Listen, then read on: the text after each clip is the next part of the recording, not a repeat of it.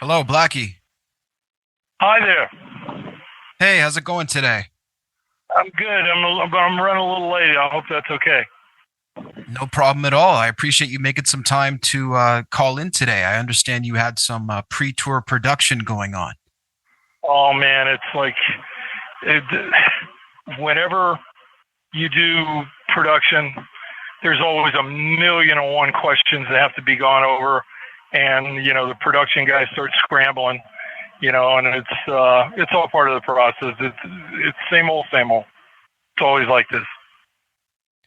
Now, in terms of this tour, how long have you guys really been getting into the nitty gritty of the actual production? I know it was announced a couple of months ago. How long has it been, and how's it sort of been looking as compared to the other tours? The pipeline really started for real last January. Okay. Because when you come up with stuff like this, it's pretty detailed. And there's a number of people that are involved. There's a lot of hands in the mix, and the coordination of it is it's pretty in depth, but it's the kind of thing that, when you come to a show, the people come in, they shouldn't have to think about it. They should just enjoy it for what it is, because if they have to think about it, it's just away the beauty of the simplicity. But the amount of work that goes into it, it's intensive to say the least. I can imagine. Now, how about in terms of the material? Because obviously, Album One Alive is the tour. You guys will be touring the full debut record for the anniversary. As you've gone through this process, I wonder, how does the material sort of sit with you as you continue to go over it again? Well, when I said we started for real in January, one of the things that we did was we went into a rehearsal room, and a lot of times you have to do what we call arena-ize something. In other words, you record it one way, but then when you go to reproduce it, it doesn't translate the same. And sometimes you have to make some modifications, little stuff that the audience will never notice, but it makes a huge difference in the overall sound as to the intensity of it. I mean, because in reality, rock and roll is big and it's bombastic and it's over the top.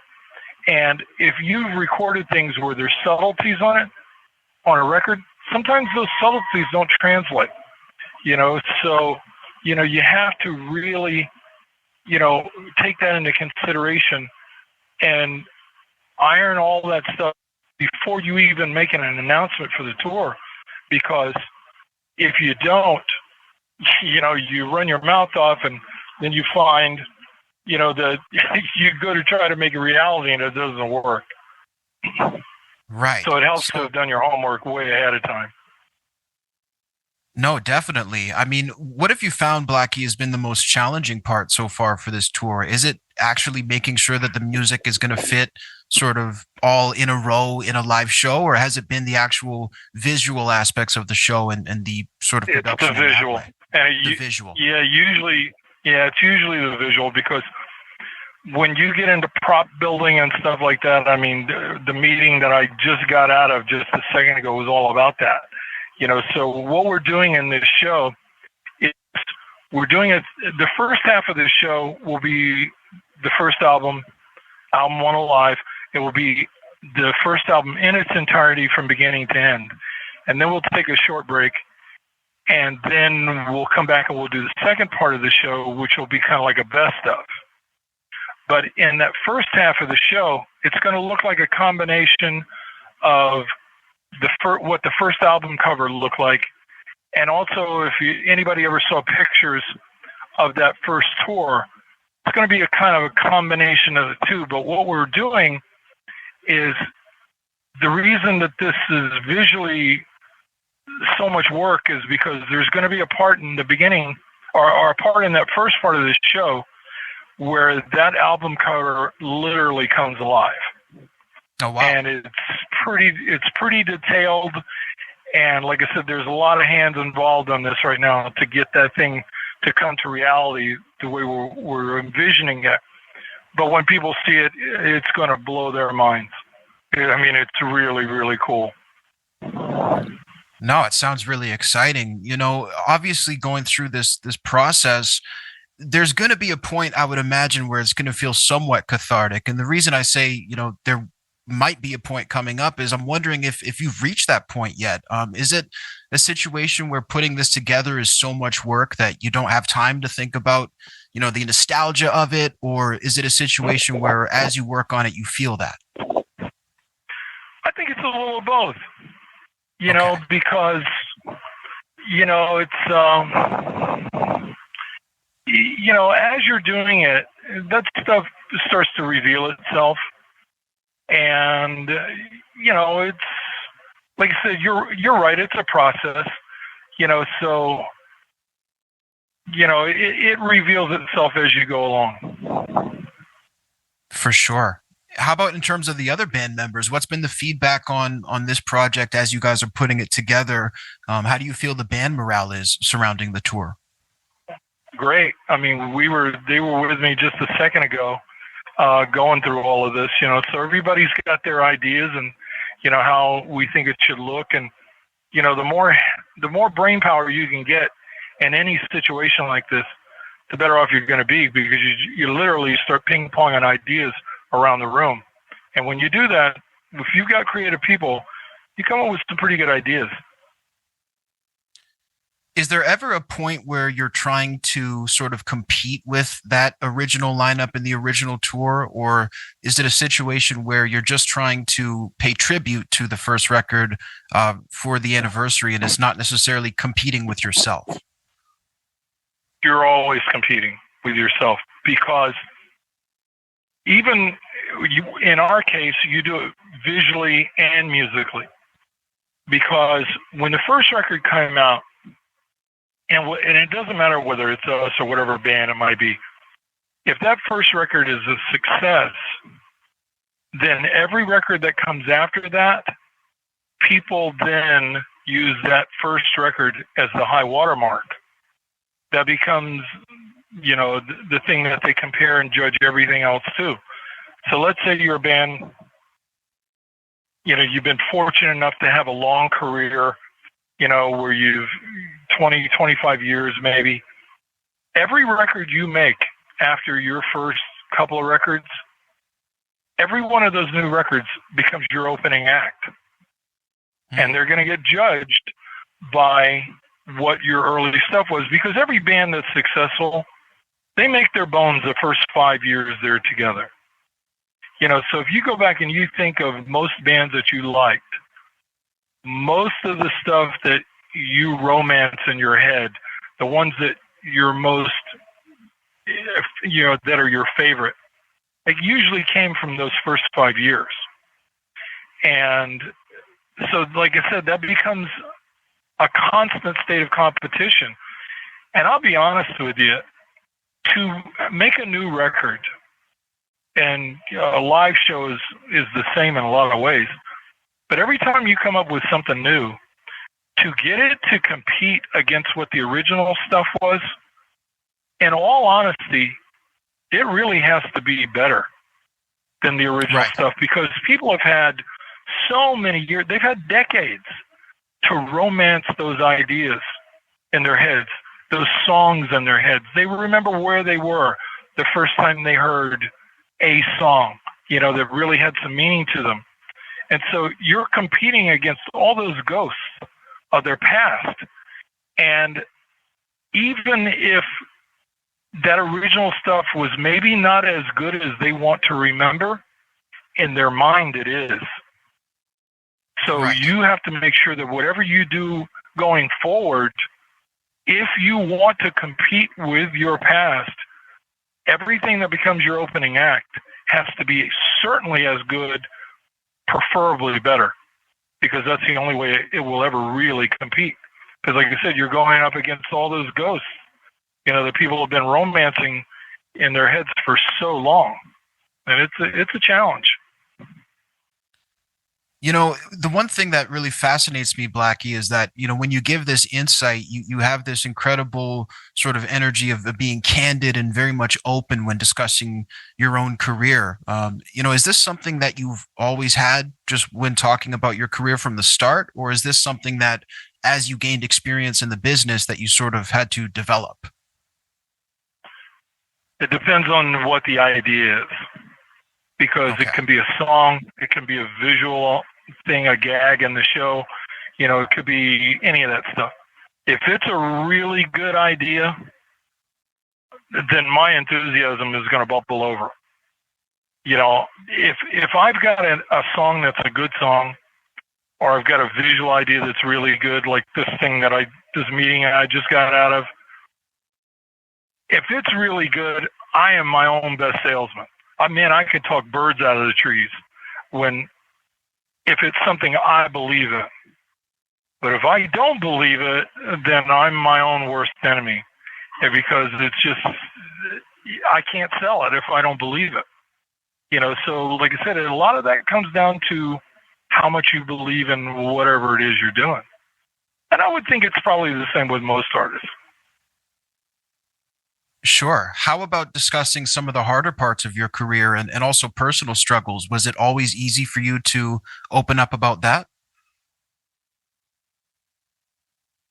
Well, get a little more specific, because, that's kind of a broad stroke you just painted there. Sure. So, for example, when I've heard you discuss sort of lineup changes in the band, I've heard you discuss some of your own personal struggles, including, your challenges with finding your way back in religion and things along those lines. And it just seems like it's very much easy for you to speak on these issues. I'm wondering if it's as easy as it looks. When you were a kid, Mama always told you to tell the truth, and if you tell the truth, you never got anything to hide. It's kind of like that.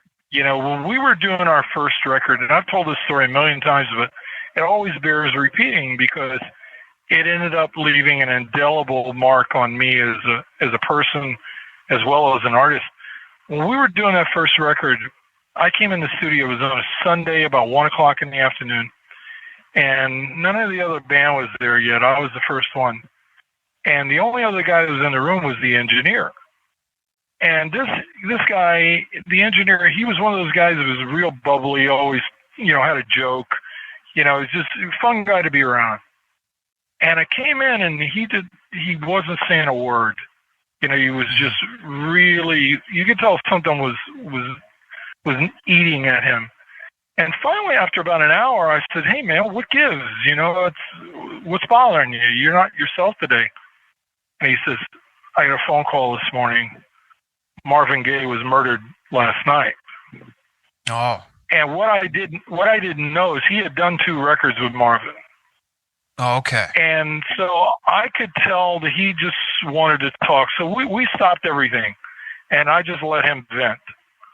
And one of the things that came out of that conversation was, he says, "The one thing I learned from Marvin is you make records that reflect who you are at that moment in your life. You don't try to compete with whatever's on the charts, whatever's hot.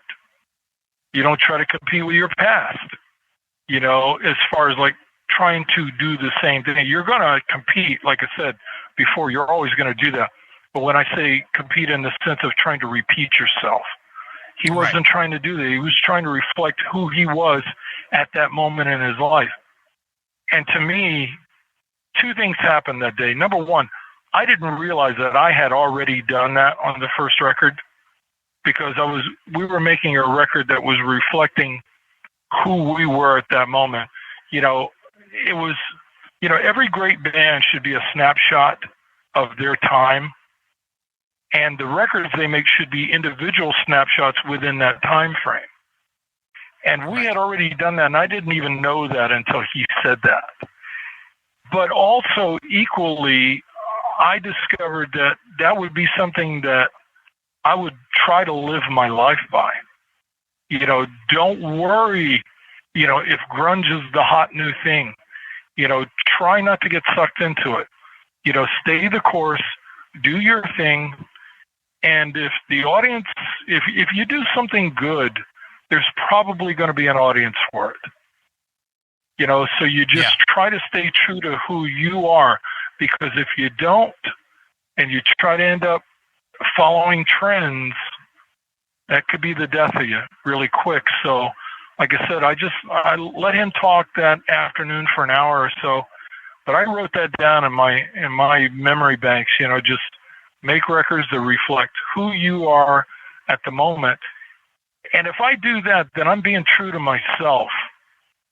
Because, again, it's the kind of thing, if you make a record today, you won't be the same person 5 years from now. It's the same thing when you listen to a record. You want to I try to write lyrics that have a little bit of ambiguity to them where the listener could look at it and kind of fill in the blanks. You don't want to spoon feed them too much. You Right. want to give them the ability to use their own thought process, because who they are in 5 years is not who they're going to be now. So you want to leave those doors open and give them a chance to grow with it. Because I think the mark of any great artist, like I said, and when I say an artist that has a true career, I'm not talking about somebody that does it for 5 years or 10 years. I'm talking about, did you do it for 20 years? Did you do it for 30 years? The only way you're going to do it for that long is you have to be willing to take people on a lifelong ride. And the only way you can do that is you got to crack your skull open and let them come inside and walk around barefooted to discover the good and the bad and the whatever, that they didn't know about you. You have to personalize yourself. And if you don't do that, they're never going to feel intimate with you. And if they don't feel intimate with you, you're never going to take them on that lifelong ride. So all those things are important to endearing a listening base to go with you for that journey, however long it may last. Wow. I mean, and this is fascinating too. I mean, looking at the 40th anniversary, you talk about 5 years making a difference. I wonder what's the biggest difference, in Blackie Lawless 40 years down the road? Well, 40 years, the mind has a way of playing tricks on itself. 40 years feels like 40 years in one way, and it feels like 40 minutes in another. Right. So I think a lot of it is the frame of mind you're in at the time. How deep do you dig? Whatever you may be doing. And in that sense, it's no different than what everybody does in their own lives. It's pretty much the same. Now, in terms of the sort of persona of Blackie out in the world, what are your thoughts on some of the narratives about sort of the persona and about how you are? I think that there's a lot of misconceptions. For example, I've heard sort of lore that Blackie Lawless is somewhat unapproachable, for example. But whenever I see videos of you with fans and see interviews, that seems to be the complete opposite. I wonder, from your perspective, what is the biggest misconception about you? Probably what you just said, because I think, when the myth starts to become reality, that's what people focus on. So if the image is larger than life, I think it has an intimidation factor to it. I mean, Blackie Lawless is a combination. I'm half Zorro, half Dracula.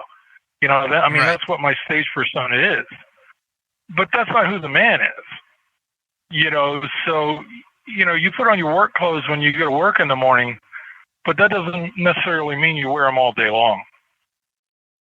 So when I'm doing the meet and greets and I'm talking to the fans there, what you see is what you get, But when I'm doing the show, that too is very real. What you see is what you get there. So different courses for different horses.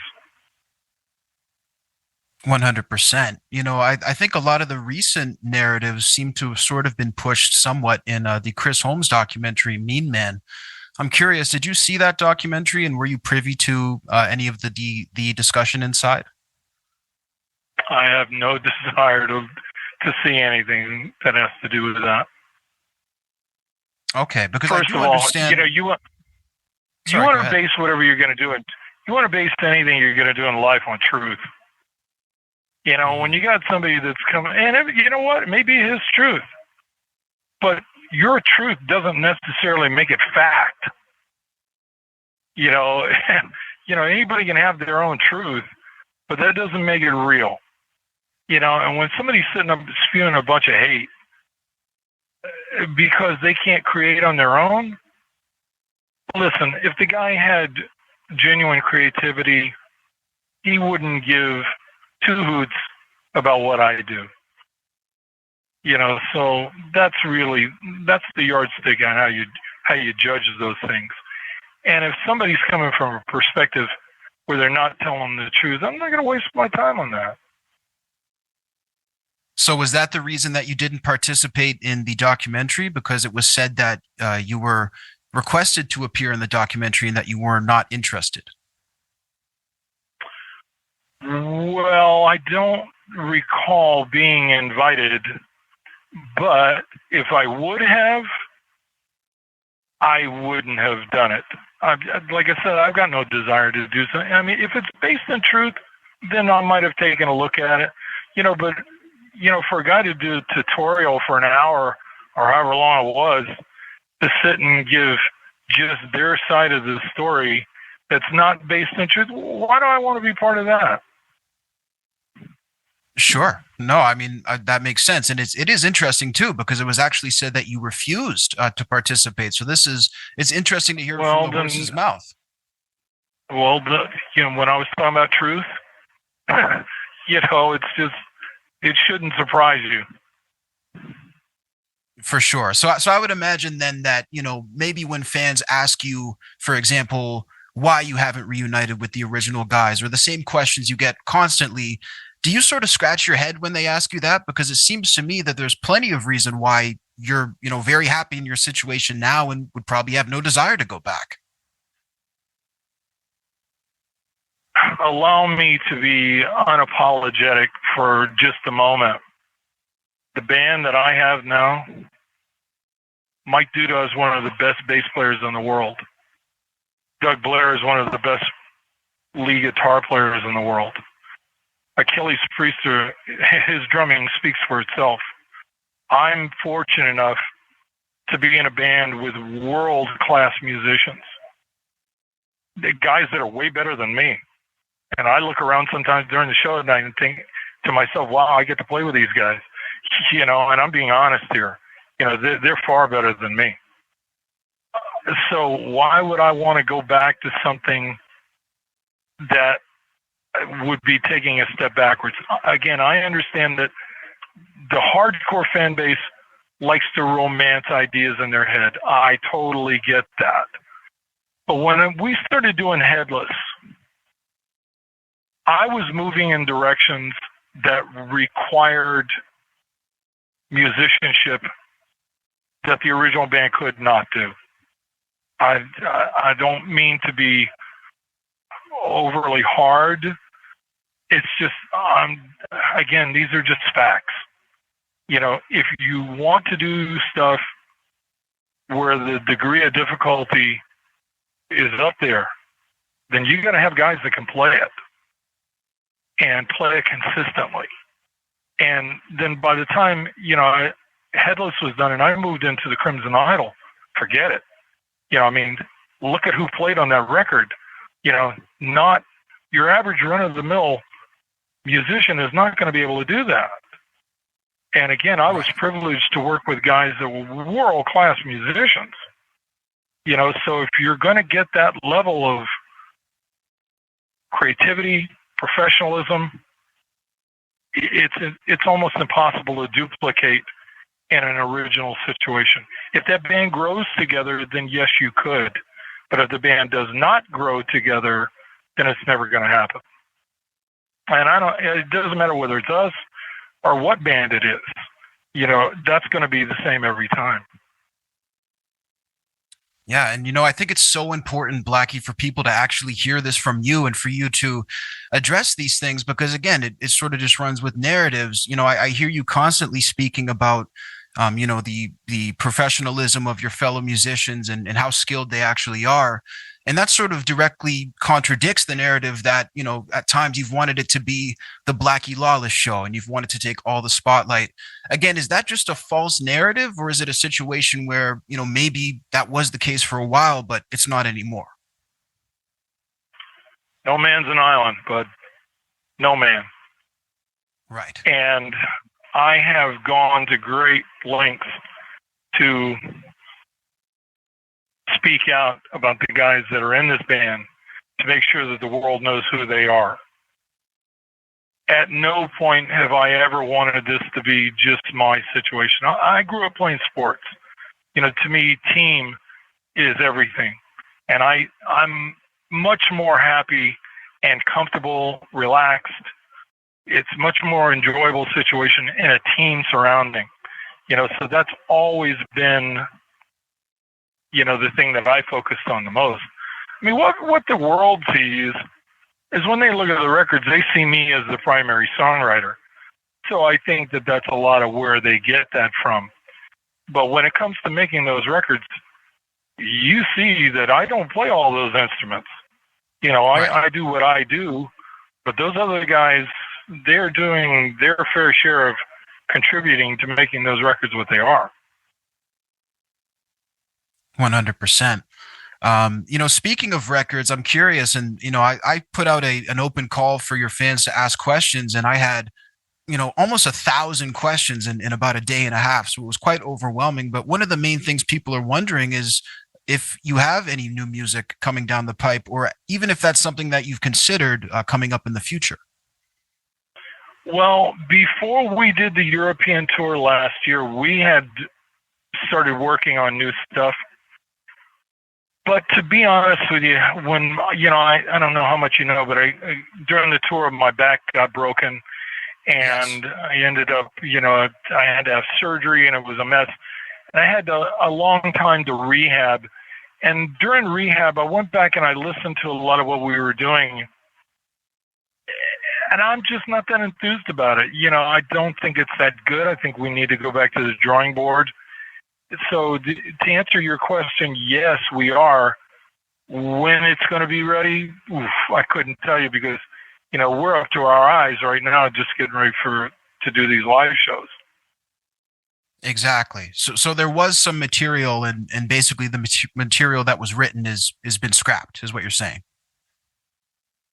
I'm not going to say it's been totally scrapped, but I'm not happy with some of the arrangements. It needs more massaging to get it to the point where it's presentable. And how long that might be, I don't know, because I've had situations where I thought, you know, this is going to take, you know, weeks to get this right, and it might have come together in 5 minutes. Right. But you don't know until you get in there. You know, every one of those is going to be a little different. So it's hard to say. I mean, to answer your question completely, I'd need a crystal ball. Right. So I guess it's something that you're still trying to answer, but I think that's interesting for people to know. How about the book? I mean, I know there's been talks about a Blackie Lawless book. Is that something that's still on the radar? Because I know you guys are, you know, obviously, like you said, you're up to here with the tour. I wouldn't imagine it's top priority, but I think people are still curious. Well, when I was doing the rehab, I was working on it a lot. And I would say at this point, it's probably about half done. But I'm taking my time to get it the way that I want it, because this is the only one I think I'm going to ever do. And I want to make sure that it's right and it says everything that I want it to say. I want it to be historically and factually correct. You know, so I want to make sure it's right. You know, and at the same time, you want it to be entertaining. For sure. No, I love that. Great update. Just really quick before we wrap the interview, Blackie, I appreciate your time. We just had a couple other questions from your fans. Mike wanted to know, is it true that Rick Fox came up with the name Blackie Lawless while you guys were roommates? Is there any truth to that? I've had the nickname Blackie since I was 13. And, you know, when your mom starts calling you that, you know that's your name. So Right. I would let that be your answer. I think that's a pretty solid answer. Taro sent this question in. He said, can you open up on the mystery as to why Randy was ousted from W.A.S.P so suddenly?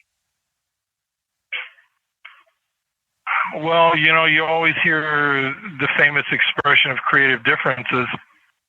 Quite honestly, at the end of the day, that was a big part of it. But what I had said before about growing in directions where not everybody wants to go in that same direction. I had reached a point, especially by the time we got to the circus record, I'd reached a point where I couldn't do another version of Blind in Texas or try to even attempt to rewrite I Want to Be Somebody. I mean, those songs were good the way they were, so to try to attempt to rewrite them, which is what a lot of bands do, I just had no desire to do that. I wanted to build in different directions. Randy played, that's him playing the solo on Blind in Texas. He's really talented at what he does. But we had already done that, and I wanted to move in directions that, well, let's put it this way. When you listen to what Bob Kulick did on the Crimson Idol, I'll let that speak for itself. Exactly. No, I completely get it. Kelly said that... these aren't, again, these are the point that I'm trying to emphasize here is it's not so much what my opinion is. It's right. Do the efforts speak for themselves? Because at the end of the day, that somebody can say whatever they want as long as they want, and the only thing that matters is, did you get it on tape? Right. It's got to be music first, it sounds like. Right. And does that music stand up? Yes. That's a major factor. Just to wrap up, Kelly said your tour is going to be bringing joy across the United States during a polarizing time. Has it crossed your mind that you will be touring during the election? And if so, what are your thoughts on that?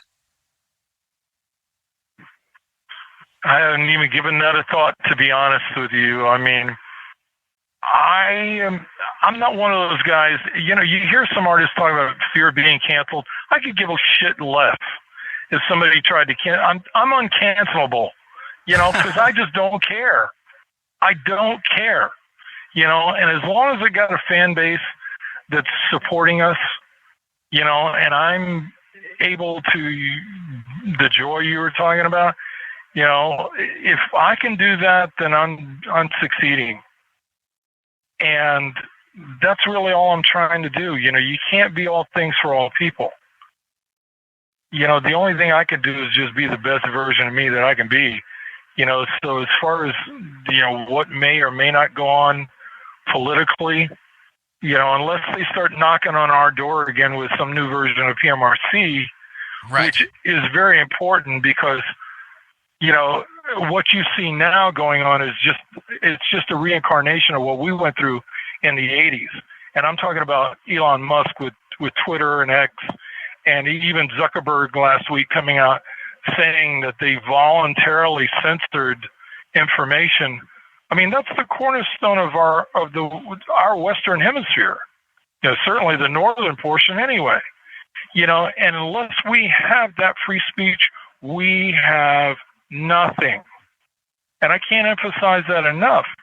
In any organization that would try to suppress that speech, that's not something that I want to participate in.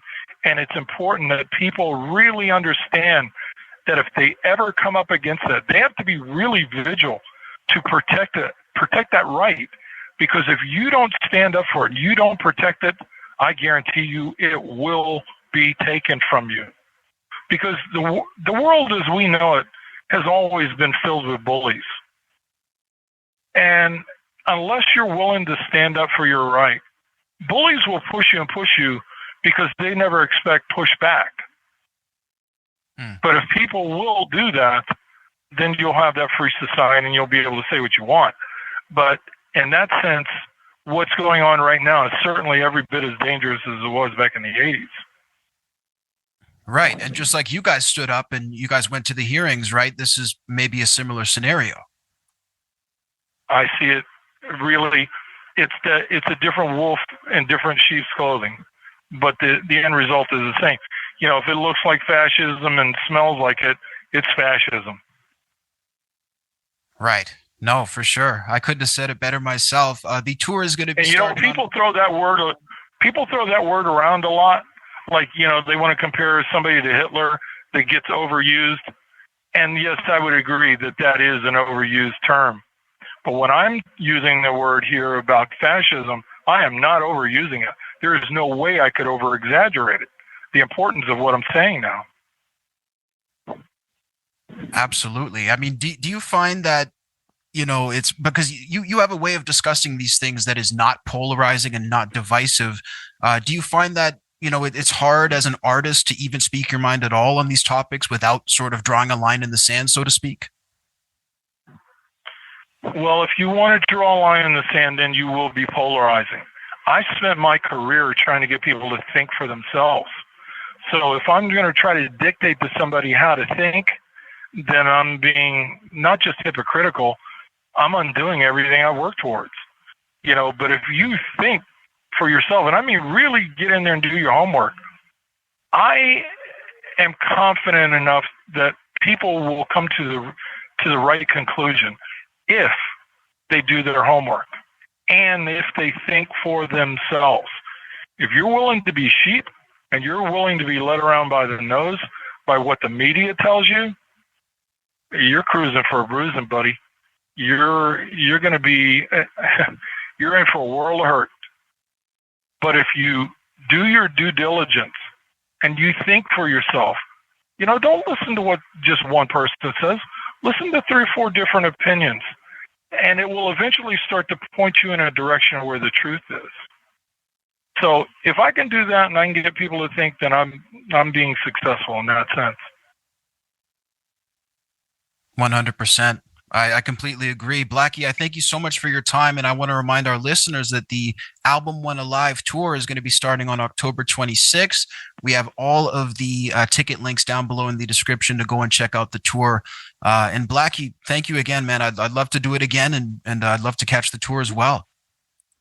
Well, thanks for having me, but I really appreciate you taking the time. Thank you so much, man. Take care. All right, take care now. Bye-bye. I'm ready. All right, here we go. I was born ready. All right.